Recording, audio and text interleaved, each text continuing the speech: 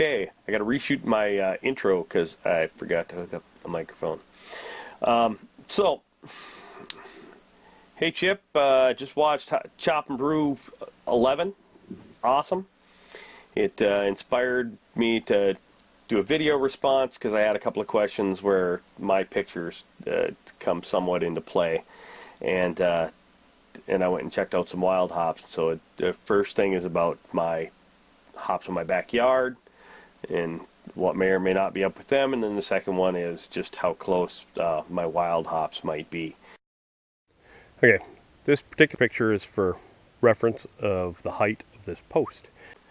Okay, and with that for a reference, that's kind of what I have for height.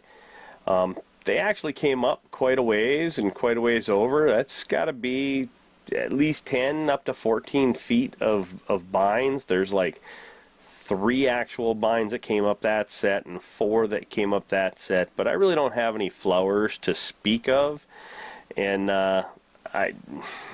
some of it's obviously amount of water, and I should have done more supplemental watering this year. They were transplanted from last year to this year. They started out, they were first year rhizomes last year in the front yard. They got started late last year. They were like some of the last ones that they sent out, and they grew, and they were, you know, probably 5-6 feet tall last year. I moved them in the fall to the backyard because we went to a hop farm in the fall, and my wife saw how big they get and said, get those out of the front yard.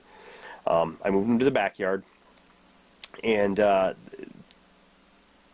they did okay this spring. Like I said, they grew nice.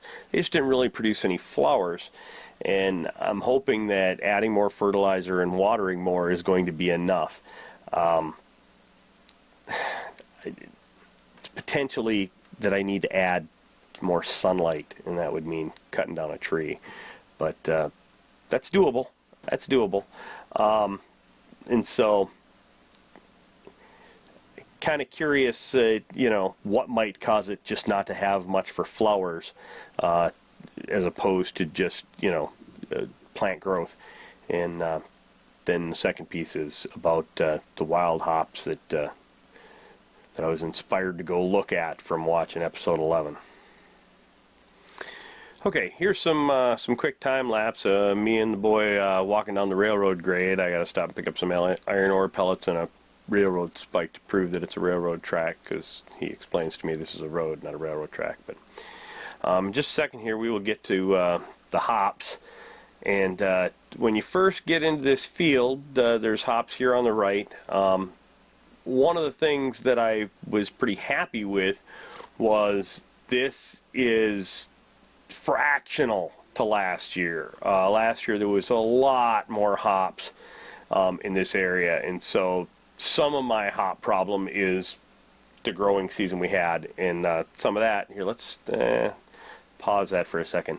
See, there's some yellow in there, but it's not very yellow, and that's going to be an important picture, because my question about the wild hops is going to be pretty much how soon should I go back to check them? How close do they seem to be?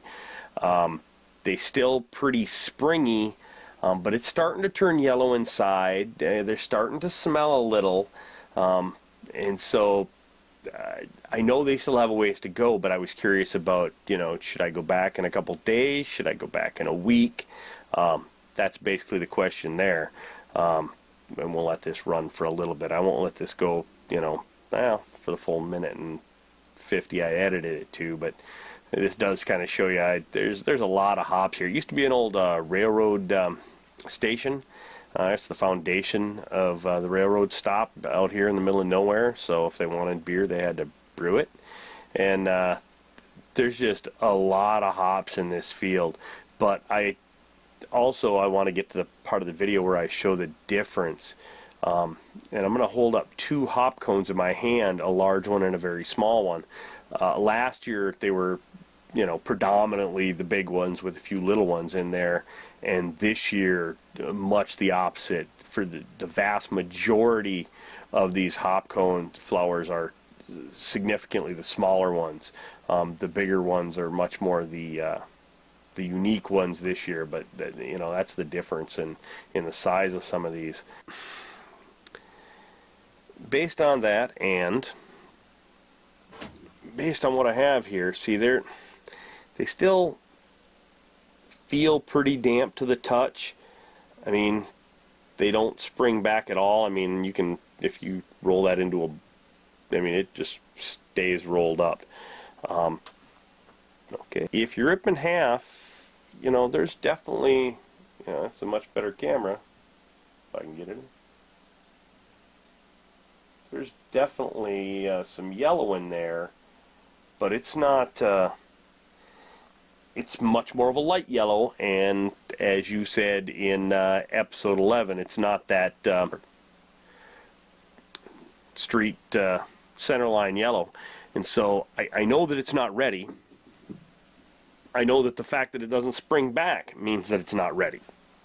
But I guess what I don't know is how to tell how close it is. I don't know if any of these are starting to show, you know, some of them are starting to show little bits of brown, you know, in some of the tips, but just a little bit. So I'm curious whether that's, if somebody's got a good guess as to whether that's, you know, you're still several weeks out, or you're a week out, or you better go back every couple days. So that's the second part, and thanks for watching. I'll try to edit this down and make it quick, because I just want it to be a video response with my two little questions in there. But keep it up. It's a blast. Chop for chop, brew for brew.